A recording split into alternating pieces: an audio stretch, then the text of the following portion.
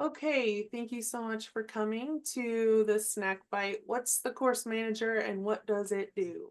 I'm hoping to have this snack bite be about 20 minutes long. I'm just going to go over a couple of things in the course manager to kind of help with opening and closing courses, viewing email logs, permissions, and how to organize your pages in your courses. So that's what we're going over in this quick snap bites today. If you have any questions or suggestions while I'm going through these things, please do not hesitate to unmute and speak. All right, I'm logged in as NC instructor. This should be the same kind of abilities and view that you guys have as faculty and instructors. I'm going to go over the quick links and then I'm going to choose one of my courses. And for NC instructor, I always go to NC 105 9W. Once you get into one of your courses, you can go over to course manager. It's at the bottom left. I'm going to go ahead and exit out of this again and go right here. It's the bottom left of your navigation pane, course manager. And it brings you to this first page. This is the page that I'm talking about when I say course availability. So sometimes we get emails from students saying, I can't see my course. And if I go into the course, I find out that maybe the course availability copied over from a previous semester, and so it has the wrong dates in it. And this is where I am saying, go to your course availability in the course manager and make sure your dates are correct. This is that location. So you can tell here that this course has been open since 2004. um, you can change the date by clicking in the box and you can manually change it by typing, or you can use the calendar. I don't want to have to click 15, or I guess it'd be 20 times to go to the correct year or month. So I'm going to just type 24 here and then it will update the year. That's another little trick that I wanted to share. Whenever you're doing any kind of dates on my Neo show, if you're wanting to change it and it's showing the incorrect year, you can just type in whatever year you're wanting it to and it will automatically populate to that year instead of having to click around. So I typed in 2024, it changed that calendar, and I'm going to just go ahead and choose February something because my course is already open.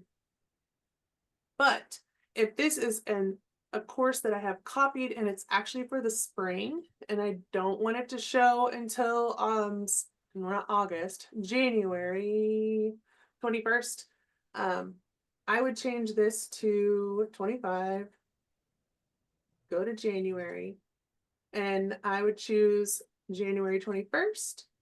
And then you can come over here to this time.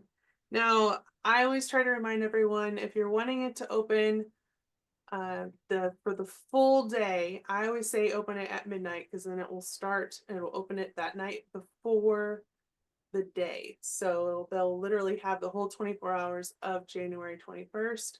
The second they get up at 6 a.m. and they're ready to go, they can see your course. I don't know a lot of eager students that are like that, but if you have them, they will be very happy.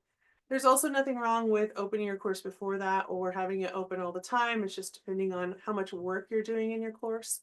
If you're working in your course, I definitely recommend waiting until that first day or at least the weekend before classes start for your students to have access. So choosing a date here, I always choose 12 a.m. I don't know why. And then choosing a date for it to close. So right now you can see, well, maybe you can't, maybe I should zoom in. You can see that I have that it's going to open on January 21st, 2025 at midnight. And it's going to close on 12/13/2023. So if I thought that it was going to be open for a whole year, because that's where my brain went, it's from January to December, it's actually not going to ever open because my end date is before my open date. And so although my open date is correct, if your end date is before, it will just always be closed. So that's something to remember whenever you're going through your course availability. Make sure this date has the correct end date. And most of the time it's a year that's the problem. So I'm gonna put 25.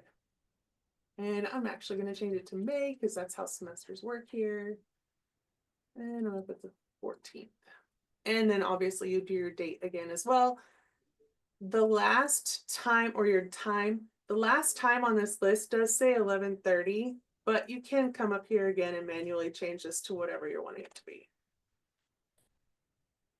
Okay, easy enough. Now we have it all set. My course will automatically open on January 21st and automatically close on May 14th, meaning access to the students.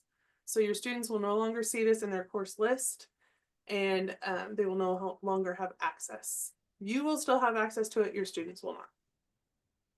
Click save, and it says at the top, your changes were successfully saved or saved successfully. Any questions about that? Okay. The next tab up here at the top is pages.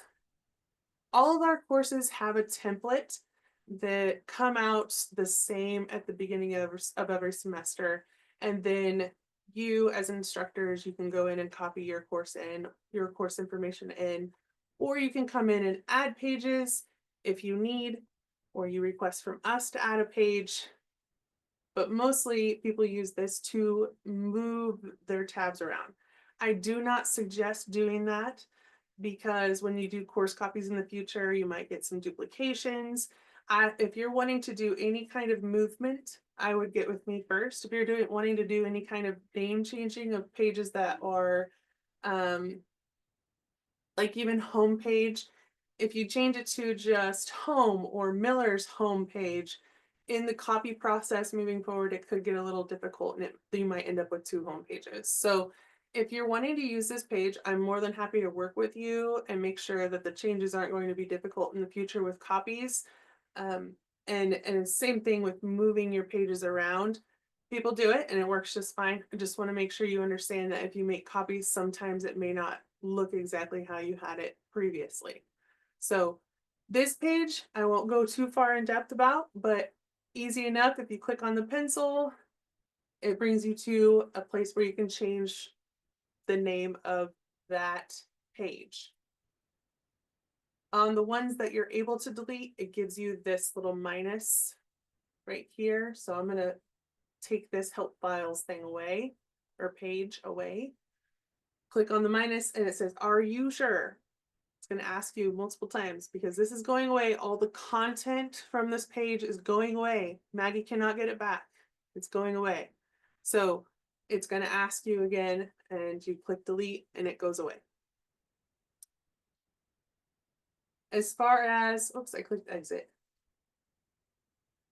As far as moving the pages around, you can see here that we have numbers 1 through 13, or there's a couple 13s here, that you can rearrange the order by changing the number. So let's say I want instructors to go up here under forums. I'm going to change instructors to 5. And I'm going to click save. And now instructors didn't move. That's fun. Let's move attendance to 2. See if that works. There it went. These down here must be, they're probably confused. But attendance did go to the second spot, so it did move. And over here on the left side, you can see a little button. And the first one is highlighted blue because that is the home page, meaning that's where you land first when you click on that course. So you've got reorder here in the middle and you have default on the left. If you accidentally click on the button on the left in random clicking and then click save, just know that when your students come in, after you get out of here, it's going to land on help files instead of homepage because that is what the default page is set to now. So to change that, you just go back into Course Manager, Pages, and click the home page and save. So like I said, I don't recommend coming in here and messing around with a whole bunch of the order or the naming. You can change the default page if you would like, at the end of the semester, some people like to change the default page to the gradebook. It's up to you. Just make sure you change it back whenever you make your copies. Um, any questions about this page? Hey Maggie, I had never realized that that was a problem. I actually do go in and I was hoping to do more of that this next semester and to all the OTA classes and make them uniform so that the sequence of the pages is the same so that our students who are in all those classes are seeing some consistency. Yeah. So is that going to be a problem? It looks like I just can't mess with some of the bottom pages. Yeah, so it's more moving forward when you try to copy that it might cause some problems. So So if I go through all that work, I should note whether or not then the next year it stayed that way? I would try doing it in a indefinite course. Uh, that way you don't lose any of that, and we can copy it into another indefinite course and see how that works. So why don't we get a time set up and we can play with it, and it just some blank shells, not even any content, just like moving the pages around and making a copy to see how it works. Okay. Does that sound okay? Mhm. Okay. Anything else? Okay. Subsections. This is a tab that we won't use. We don't use this portion at NeoShow. Permissions. This is another one of those pages that can kind of get you in trouble. There's a bunch of different options. So if you want to use this page, I would definitely come to the online campus and have us help you with that, because sometimes we can get in well, I got added as a guest faculty here, but I'm also added somewhere else, and there's miscommunication on which pages I was added to. And so I would be more than happy to walk you through that if that's a process that you need for your course. Like Peggy, I know you guys use a lot of guest faculty stuff. Um, and I would be more than happy to walk you guys through the process. You guys probably already have it figured out now after doing it for so long, but not a lot of people use guest faculty, but it can get a little confusing because you have this button here that you can go to. You have guest faculty under the manage non-student or non-roster students section. This one has a lot of withdrawn students, so it takes me a while to get to the faculty portion. But this is where you can add guest faculty members. You can change your settings for guest faculty members under that page that I was on first, which I just clicked all the way out of. I always keep clicking the wrong button. So over here, if I click on guest faculty, this shows you what guest faculty can do. And so this is where it gets a little confusing. That's why I want you to know this is here and you do have permission to go in here and click on things, but I would definitely like to help you with that and kind of guide you through the process the first couple of times so that way we can get set up and not have as many complications with login. So does anybody have any questions about that? Does anybody use this right now and it not work the way you want it to? If it does, Well, you I can also help. have the control over what students can look at. Yes, and so that's where I don't want people clicking a lot, because then it gets a little hairy. All of these right here are the different roles that can have access to your class.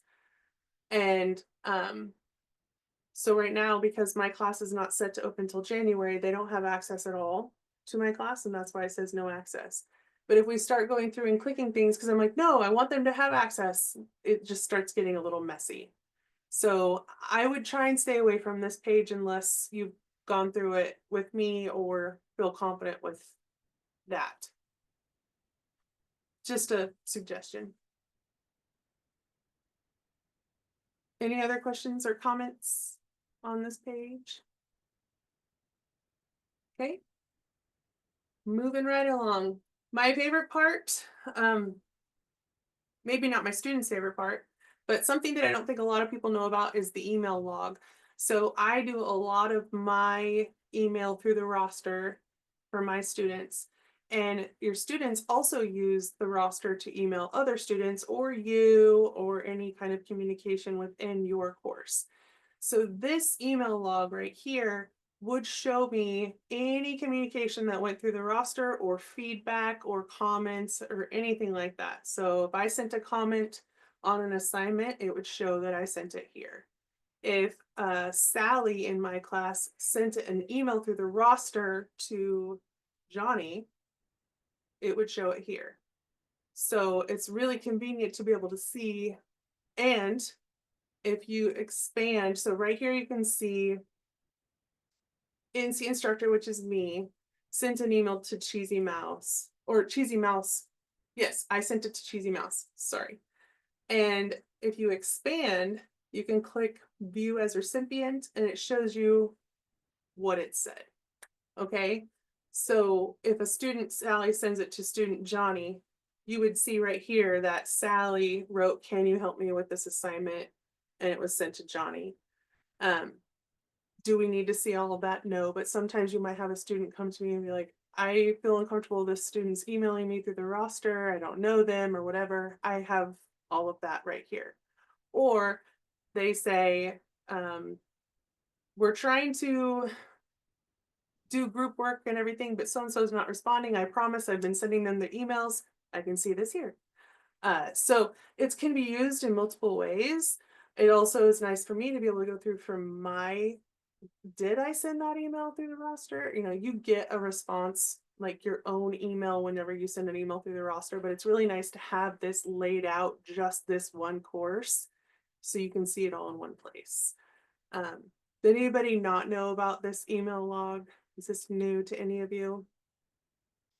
It's really handy.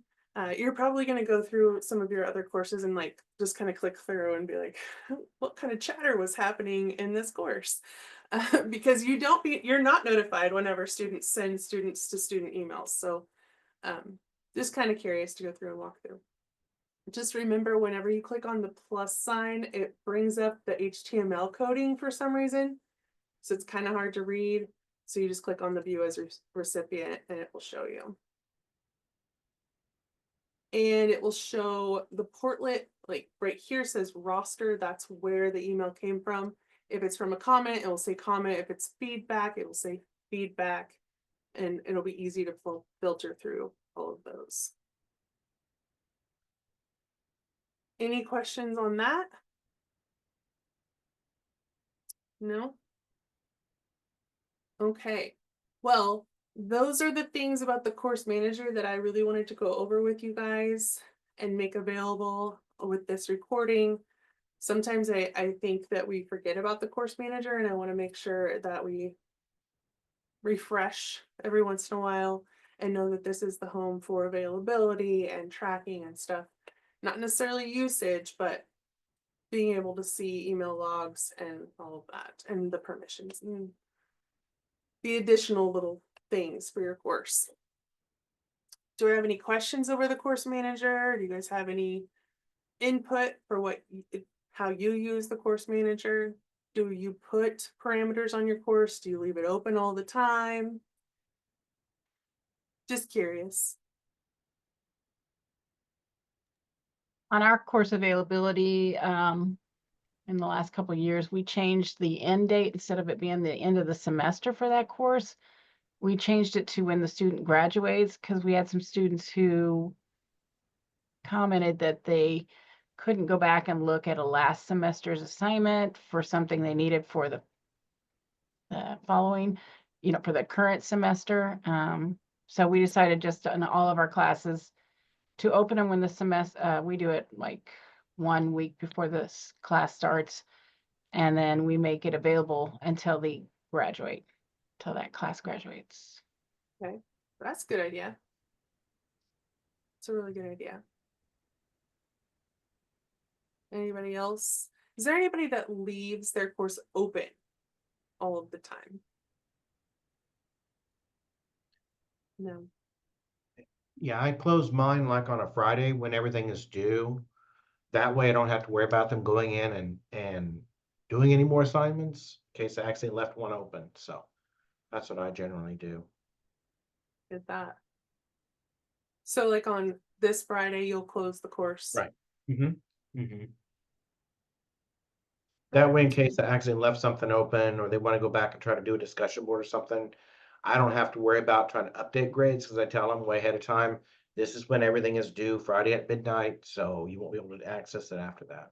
Right. Mhm. I do the same. Okay. Well, if you have any questions about the permissions page, like I said, or the pages page, please let me know. I'd love to set up a little 30-minute time frame to meet with you and kind of go through why I'm hesitant and how I can help you make it work for your course if you need it to work.